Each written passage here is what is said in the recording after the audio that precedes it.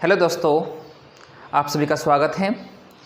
आज की कक्षा से पहले मैं थोड़ा सा पिछली क्लास पे प्रकाश डालना चाहूँगा कि हमने पिछली क्लास में अलंकार के स्वरूप के विषय में चर्चा की थी कि अलंकार काव्य के अस्थिर धर्म होते हैं। ये काव्य का उत्कर्ष कर भी सकते हैं और नहीं भी कर सकते हैं। जैसा कि आचार्य मंमट ने कहा है कि जिस प्रकार आभूषण कंठ की शोभा को बढ़ाते हुए कामिनी के सौंदर्य के भी उत्कर्षक होते हैं, उसी प्रकार अलंकार रस आदि के अंग शब्द और अर्थ की उत्कर्षता को बढ़ाते हुए काव्य की आत्मा रूप रस के भी उत्कर्षक होते हैं। आज हम अलंकार के भेद विषय में चर्चा करेंगे। अलंकार के सामान्यतः दो भेद हैं। पहला शब्दालंकार और दूसरा अर्थालंकार। शब्दालंकार से तात्पर्य यह है कि जो शब्द पर आश्रित है, जो शब्द के द्वारा उक्ति वैचित्र्यता को उत्पन्न करते हैं, चमत्कारता को उत्पन्न करते हैं, वह शब्दालंकार कहलाते हैं। जबकि अर्थालंकार से तात्पर्य जो अर्थ पर आश्रित अलंकार है वे अर्थालंकार कहलाते हैं। ये अर्थ के द्वारा किसी वस्तु या पदार्थ की शोभा को बढ़ाते हैं।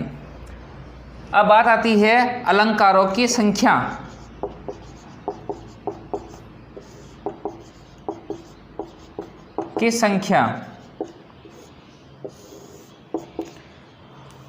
अलंकार संप्रदाय के प्रवर्तक आचार्य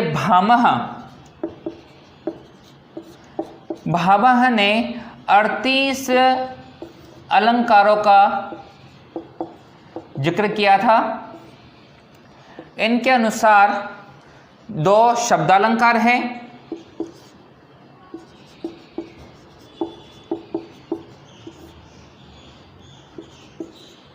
और दूसरा यमक, और बाकी जो है 36 अलंकार अर्थालंकार है।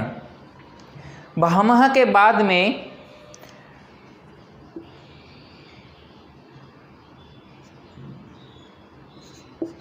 वामन आए थे।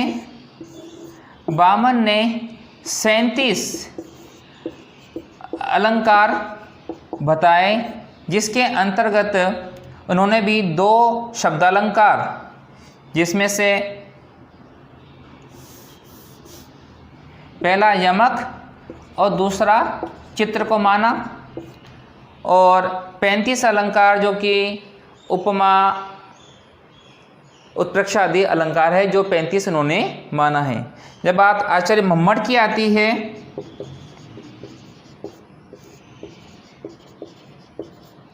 आचार्य मंमट ने अपने काव्य प्रकाश नामक ग्रंथ में 68 अलंकारों का जिक्र किया है। इनके अनुसार अनुप्रास, यमक, श्लेष, वक्रोक्ति,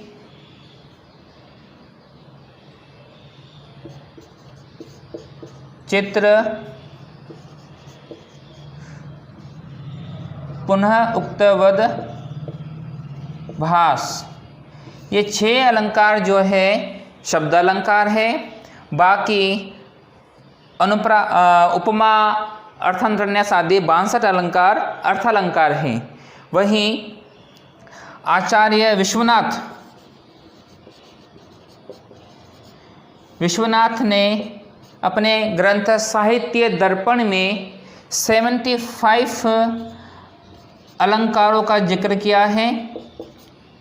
इसके अंतर्गत उन्होंने 7 शब्दालंकार माने हैं, जिसमें से जो 7वां है वह है भाषा यमक।